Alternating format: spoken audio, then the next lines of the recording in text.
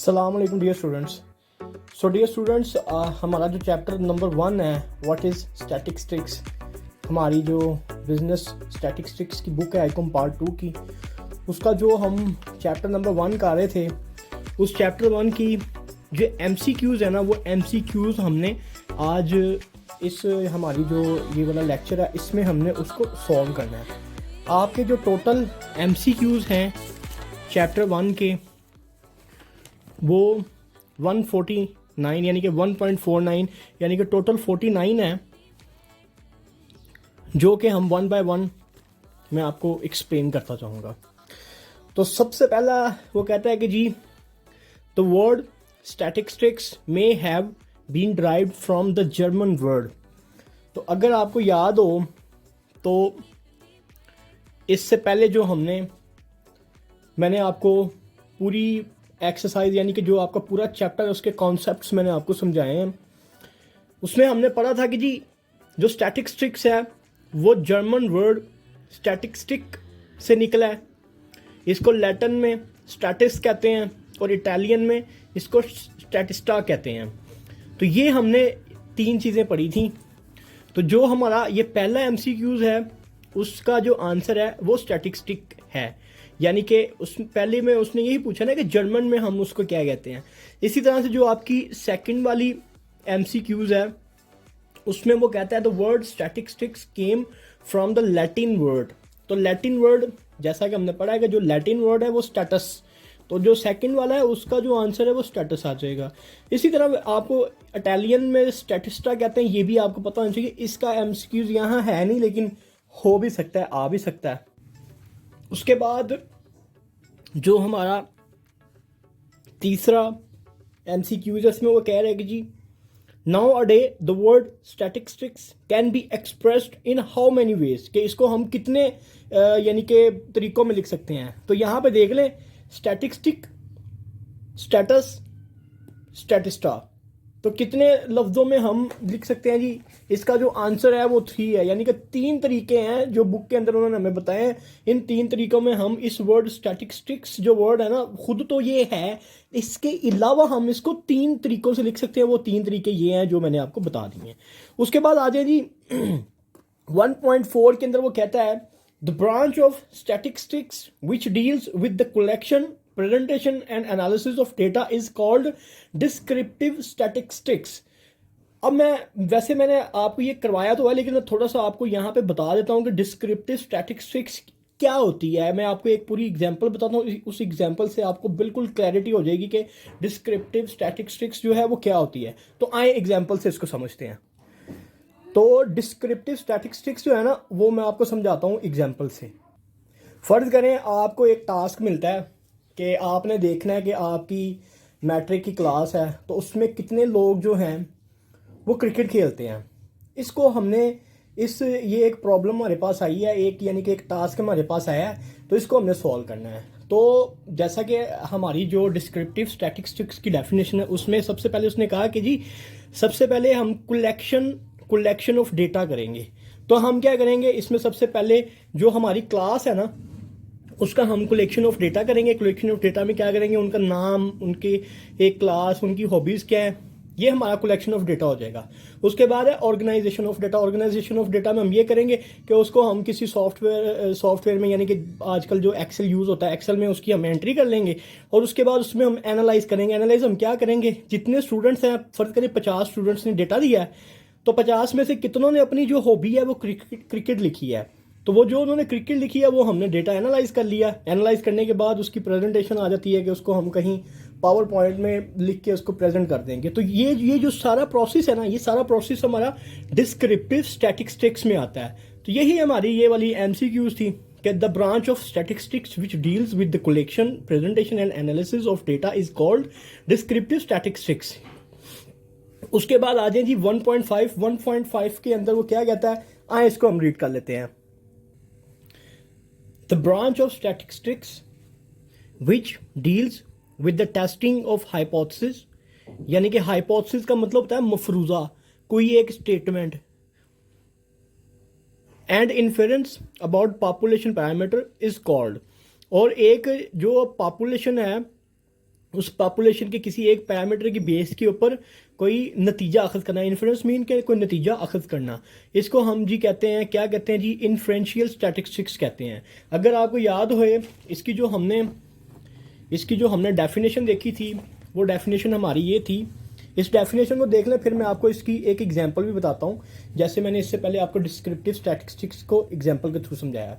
तो इसकी हमने डेफिनेशन जो पढ़ी थी, उसमें हमने पढ़ा था इन्फ्रेंशियल का मतलब होता है मफरूज़ा। मफरूज़ा का मतलब होता है कि सूरज मशरिक से निकलता है, सूरज मगरिब में गरूब होता है। ये एक स्टेटमेंट है, ये एक मफरूज़ा है। उस मफरूज़े को बाद में जो हम टेस्टिंग के ज़रिए, यानी कि जो उसने टेस्टिंग की बात की, उसको टेस्टिंग के ज़रिए हम जो उसको हम देखते हैं कि क्या ये बात ठीक है या बात ठीक नहीं है, उसको हम इन्फ्रेंशियल स्टैटिस्टिक्स कहते हैं। अभी मैं आपको मज़ीद इसको एग्जांपल से समझाता हूँ, आपको मज़ीद क्लैरिटी आ जाएगी। तो देखें, ये मेरे पास एक हाइपोथेसिस है। मेरे पास एक हाइपोथेसिस ये है कि ये जो डिस्क्रिप्टिव स्टैटिस्टिक्स के अंदर मैंने आपको एग्जांपल समझाई थी ना, मैं कह रहा हूँ एक हाइपोथेसिस मैंने ड्रॉ किया कि ये जो क्लास है ना, क्या ये क्रिकेट लविंग क्लास है, ये क्रिकेट लविंग क्लास, ये एक हाइपोथेसिस है। अगर मैं यहाँ पे डेफिनेशन देखता हूँ तो वो कहता है the branch of statistics which deals with the testing of hypothesis. तो ये एक हाइपोथेसिस है, इस हाइपोथेसिस को मैं टेस्ट करना चाहता हूँ। ये पहली बात मेरी पूरी हो गई, ठीक है। उसके बाद वो क्या कहता है, उसके बाद वो ये कहता है इन्फेरेंस अबाउट पॉपुलेशन पैरामीटर। मैंने क्या किया, मैंने ये किया कि जो मेरे 50 स्टूडेंट्स हैं ना, 50 स्टूडेंट्स में से जो 30 स्टूडेंट्स हैं, वो 30 स्टूडेंट्स जो है वो क्रिकेट खेलना पसंद करते हैं। तो हुआ क्या है, हुआ ये है कि जो मेरी पॉपुलेशन है ना, जो मेरी पॉपुलेशन है, उसके एक पैरामीटर की बेस में मैंने कह दिया कि क्योंकि 50 में से 30 लोग क्रिकेट खेलते हैं, तो इसका मतलब ये है कि ये जो क्लास है ये क्रिकेट लविंग क्लास है। तो ये यानी कि ये इसकी ये एग्जांपल बन गई इन्फ्रेंशियल स्टैटिस्टिक्स की। इन्फ्रेंशियल स्टैटिस्टिक्स की डेफिनेशन क्या है, वो ये है कि इसके अंदर हम किसी एक पॉपुलेशन के एक पैरामीटर की बेस के ऊपर एक डिसीजन लेते हैं किसी एक हाइपोथेसिस को लेके कि वो हाइपोथेसिस ट्रू है या नहीं है। यहाँ पे मैंने हाइपोथेसिस को ट्रू किया है, क्योंकि मैंने कहा कि 50 में से 30 खेलते हैं, तो इसका मतलब है कि ज़्यादा लोग खेल रहे हैं। तो ये जो हाइपोथेसिस है, इसको मैंने टेस्ट किया और मैंने ये हाइपोथेसिस को ट्रू कर दिया। ये वाली जो इस तरह की जो स्टैटिस्टिक्स है, उसको हम इन्फ्रेंशियल स्टैटिस्टिक्स कहते हैं। आए उसके बाद बढ़ते हैं जी हमारा जो नेक्स्ट एमसीक्यू। नेक्स्ट में वो कहता है statistics laws are true for long term. इसका आंसर लॉन्ग टर्म है। इसका आंसर लॉन्ग टर्म इसलिए है कि जैसे हमने फर्ज करें डिस्क्रिप्टिव स्टैटिस्टिक्स की डेफिनेशन पढ़ी है, तो वो लॉन्ग टर्म के लिए एप्लीकेबल है। ये नहीं है कि आज उसकी डेफिनेशन ये है तो कल उसकी और हो जाएगी, या जो जितने भी इसके यानी कि कानून है स्टैटिस्टिक्स के, वो जो आज हैं वो कल भी वही हैं, वो हम लॉन्ग टर्म एप्लीकेबल हैं, वो ये कभी चेंज नहीं होंगे कि आज कुछ है तो कल को कुछ और हो जाएगा, ऐसे नहीं होगा। तो इसका आंसर लॉन्ग टर्म है। उसके बाद आ जाए जी questionnaire method is use in collecting primary data. यहाँ पे मैं आपको जो है ना वो प्राइमरी डेटा की पहले डेफिनेशन बताता हूँ, फिर उसके बाद मैं आपको बताता हूँ कि ये प्राइमरी डेटा किस तरह से बनता है। आए इसकी डेफिनेशन की तरफ चलते हैं, पहले प्राइमरी डेटा की। ये देखें जी, प्राइमरी डेटा में वो कह रहा है any data collected by researcher himself और by his any representative by field work called primary data. यानी कि प्राइमरी डेटा एक ऐसा डेटा है जो पहले से मौजूद नहीं होता, ये हम कलेक्ट करते हैं। तो कलेक्ट हम कैसे करेंगे, किसी से पूछ के करेंगे ना। तो क्वेश्चनियर यहाँ पे जो उसने बात की हुई है ना कि questionnaire method is used in collecting primary data. तो क्वेश्चनियर के थ्रू हम जो है वो किसी से डाटा कलेक्ट करते हैं, तो इसको हम प्राइमरी डेटा कहेंगे। प्राइमरी डेटा के बाद आ जाए जी, उसके बाद आ रहा है जी population census. Population census conducted through complete enumeration. Enumeration का मतलब ये है जो पॉपुलेशन इसका आंसर कंप्लीट इनोमिनेशन इसलिए है, इनोमिनेशन का मतलब होता है गिनती करना, counting human one by one. यानी कि ये बड़ा ही आसान है। पॉपुलेशन सेंसिस का मतलब है मर्दमशुमारी। जो मर्दमशुमारी पाकिस्तान की आबादी की 19 करोड़ है, तो ये जो पॉपुलेशन सेंसिस होता है इसमें हम कंप्लीट इनोमिनेशन का मतलब है कि एक एक बंदे को गिनना। तो पॉपुलेशन सेंसिस के हम अंदर एक एक बंदे को गिनते हैं, तो इसका जो आंसर है वो ये बी वाला होगा। उसके बाद आ जाए जी the data which have not undergone any statistical treatment primary data. यानी कि प्राइमरी डेटा के ऊपर अभी कोई भी स्टैटिस्टिकल ट्रीटमेंट नहीं होता। वो कैसे नहीं हुआ होता, प्राइमरी डेटा तो कहीं पहले मौजूद ही नहीं है, वो तो हम क्वेश्चनियर के थ्रू किसी बंदे से कलेक्ट करेंगे। तो ये जो प्राइमरी डेटा होता है अभी इसके ऊपर किसी तरह का कोई भी ट्रीटमेंट नहीं किया होता। उसके बाद नेक्स्ट आ जाए height of a student in a class is an example of continuous data. Continuous data जो है यानी कि जो हाइट है वो कॉन्टीन्यूस डेटा है। कॉन्टीन्यूस डेटा के मैं आपको भी डेफिनेशन भी दिखा देता हूँ, ऑलरेडी पढ़ा दी हुई है। इसमें क्या होता है कि 5 पॉइंट किसी की हाइट 5.2 हो सकती है, 5.3 हो जाएगी, 5.4 हो जाएगी। ये कॉन्टीन्यूस डेटा है, ये कॉन्टीन्यूस डेटा की टाइप है। ये कॉन्टीन्यूस डेटा ये होता है, ठीक है। अब किसी की हाइट जो है वो ये तो नहीं होगा कि उसकी हाइट जो है वो 4 किलो है, 4 किलो नहीं हो सकती। वो जो 4 किलो वो डिस्क्रीट डेटा में आ जाता है। तो आए मैं आपको इसकी डेफिनेशन दिखा देता हूँ कॉन्टीन्यूस डेटा की। ये देखें, इफ इट अटेन और contain every possible number value, कि इसमें जितने भी पॉसिबल वैल्यू नंबर है ना वो सारे जिसमें आते हैं वो हमारा कॉन्टीन्यूस डेटा होता है। इसके बरक्स अगर कॉन्टीन्यूस डेटा के बरक्स देखता हूं तो वो हमारा आ जाता है डिस्क्रिएट वेरिएबल। डिस्क्रिएट वेरिएबल में क्या होता है जी, डिस्क्रिएट वेरिएबल के अंदर हमारे जो यानी कि डेफिनेट नंबर होते हैं ना 1 2 3 4 5 ये होते हैं। इसमें 1.2 या 1.3 आएंगे, इसमें डेफिनेट नंबर आएंगे। तो जिसमें डेफिनेट नंबर आते हैं वो हमारा डिस्क्रिएट डेटा है, और जिसमें हमारे पॉइंट्स में नंबर आ जाएंगे यानी कि जितने भी ऑल पॉसिबल नंबर्स हैं, ऑल पॉसिबल नंबर्स वाला जो डेटा हमारा है वो कॉन्टीन्यूस डेटा हो जाएगा। आई होप कि आपको इसकी समझ आ गई होगी। जो नेक्स्ट एमसीक्यूज है उसकी तरफ बढ़ते हैं। नेक्स्ट में वो कह रहा है statistics test the laws of. इसकी जो मैंने रिसर्च की थी उसमें जो सोशल साइंस है उसको भी ये टेस्ट कर सकता है, और जो प्योर साइंस है उसको भी ये टेस्ट कर सकता है। इसका जो आंसर है वो बोथ बी और सी है। जो सोशल साइंस है इसकी जो मैंने थोड़ी सी रिसर्च की थी वो ये थी कि जो सोशल साइंस है उसमें आता है कि अगर हमने देखना है कि पाकिस्तान की पॉपुलेशन कितनी है, उसको मैं थोड़ा ऊपर कर देता हूँ। अगर हमने देखना है सोशल साइंस के अंदर हम क्या देखते हैं कि पॉपुलेशन कितनी है, लोगों की तनख्वाहें ज़्यादा होने से क्या उनका ज़िंदगी का म्यार बेहतर होता है। तो ये जो इस तरह की सोशल साइंस जो है इसके अंदर भी स्टैटिस्टिक्स यूज़ होती है। और जो प्योर साइंस है जिसमें प्योर साइंस में मसलन कि हम ऑब्जर्वेशन करते हैं, ऑब्जर्वेशन के बाद फिर उसका एक्सपेरिमेंट करते हैं, एक्सपेरिमेंट करने के बाद फिर हम जो है वो डिसीजन लेते हैं, वो प्योर साइंस में ये चीज़ प्योर साइंस में होती है। तो इसका जो आंसर है वो दोनों चीज़ें आ जाएंगी। जो इसमें वो उन्होंने तीसरी बात ये लिटरेरी नेचर की है। लिटरेरी नेचर को मैंने रिसर्च की, इसके अंदर स्टैटिस्टिक लिटरेरी का मतलब होता है कि जुबान, मसलन के लिटरेचर, मसलन के शायरी के अंदर तो जो है या जुबान के अंदर या अदब के अंदर जो है वो स्टैटिस्टिक्स यूज़ होती नहीं है। तो इसलिए जो इसका यहाँ पे बेस्ट आंसर बनता है वो यही सोशल साइंस और प्योर साइंस बनती है। तो इसका आंसर ये बोथ बी एंड सी आ जाएगा। उसके बाद जी a measure computed from population data is termed as parameter.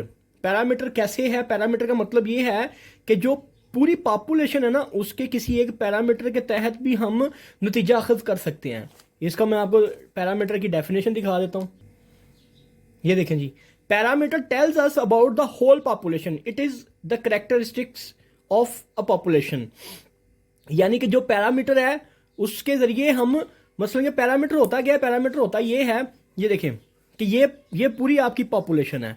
Population में से हम किसी 5-6 बंदों के ऊपर टेस्ट करते हैं, अगर जो उनका आंसर होता है फिर हम ये अज्यूम करते हैं, यानी कि ये पॉपुलेशन होती है एक जैसे लोग के मसलन के मैं बात करता हूँ कि 9th क्लास है तो मैंने देखना है जी 9th क्लास के अंदर कितने बच्चे जो हैं उनको साइंस सब्जेक्ट्स के अंदर जो है वो इंटरेस्ट है।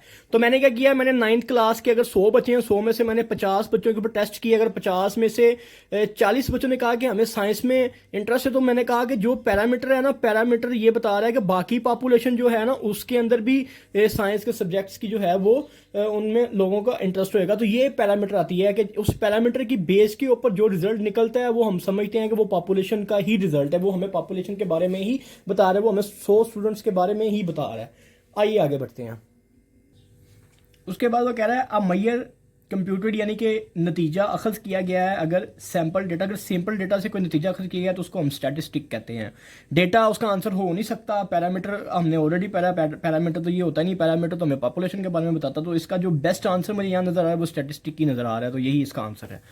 उसके बाद आ जाए जी, उसके बाद वो कहता है कि data classified by attributes is called qualitative data. Qualitative data के अंदर हम क्या कहते हैं कि उसकी क्वालिटी को लेके, उसको डिस्क्रिप्टिव नेचर को लेके हम उसको बयान कर रहे होते हैं।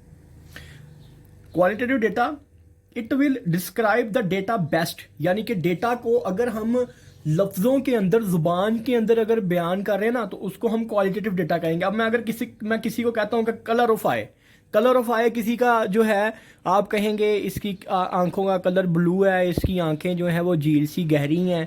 आप इस तरह से यानी कि लफ्ज़ों के अंदर जो है वो आई ऑफ कलर को बयान कर रहे होंगे। आप ये नहीं कह रहे होंगे कि इसकी आंखें जो हैं वो 3 हैं 4 हैं, इसकी आंखों जो हैं वो बड़ी 5 हैं या 10 हैं, इस तरह से नहीं कह रहे होंगे। तो क्वालिटेटिव डेटा जो होता है उसको हम डिस्क्रिप्टिव नेचर के अंदर बयान करते हैं, उसको हम न्यूमेरिकल के अंदर बयान नहीं कर रहे होते। तो इसलिए उसने कहा कि data classified by attributes. Attributes का मतलब यही है कि उसकी खूबियों को लेके, लफ्ज़ों में लेके जो जब हम डेटा को बयान करते हैं तो उसको हम क्वालिटेटिव डेटा कहते हैं।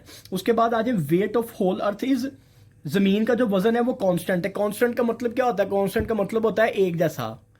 मसलन कि अगर ज़मीन का वज़न आज 10 है तो कल भी 10 है, परसों भी 10 है, वो 10 का 10 ही रहना, वो कांस्टेंट है। वो जो है ना वो डिफरेंट नहीं हो सकता।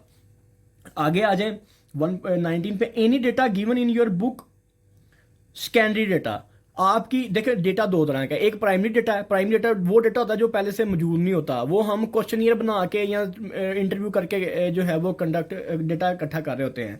जो सेकेंडरी डेटा होता है ना, ये कहीं ना कहीं पहले मौजूद होता है, इंटरनेट पे हो सकता है, किताब में हो सकता है, किसी आर्टिकल के अंदर हो सकता है, कहीं किसी न्यूज़पेपर में हो सकता है। तो सेकेंडरी डेटा वो डेटा होता है वो जो कहीं ना कहीं पहले मौजूद है। तो उसने कहा कि अगर आपके पास कोई बुक है तो वो कौन सा डेटा है? वो आपका सेकेंडरी डेटा होएगा। उसके बाद आ जाए the data obtained from college record. तो मैंने पहले बताया कि जो डेटा पहले से मौजूद हो, कॉलेज रिकॉर्ड का मतलब है वो पहले से कहीं पढ़ा हुआ है तो वो आपका सेकेंडरी डेटा होएगा। उसके बाद आ जाए जी a characteristics that varies from one object to another object is called variable. यानी कि अगर कोई जो करेक्टर है वो एक जगह से दूसरी जगह पे वेरी करता है तो उसको हम क्या कहते हैं? वेरिएबल कहते हैं। वेरिएबल क्या होता है? उम्र, एज एक वेरिएबल है। मेरी एज जो है वो 26-27 है, आपकी 28 है, किसी की 25 है, किसी की 50 है। तो ये जो एज है ये एक वेरिएबल है। तो ऐसा कोई भी करेक्टर जो अपनी यानी कि बंदे टू बंदे यानी कि पर्सन टू पर्सन अपना चेंज कर रहा हो वो वेरिएबल्स में आ जाएगा। Census reports for public are sources of secondary data. Already बताया हुआ कि सेकेंडरी डेटा क्या होता है? सेकेंडरी डेटा वो होता है जो कहीं ना कहीं पहले मौजूद होता है। अगर पॉपुलेशन का डेटा आपको कहीं से मिलता है वो भी सेकेंडरी डेटा है। The group data is also called secondary data.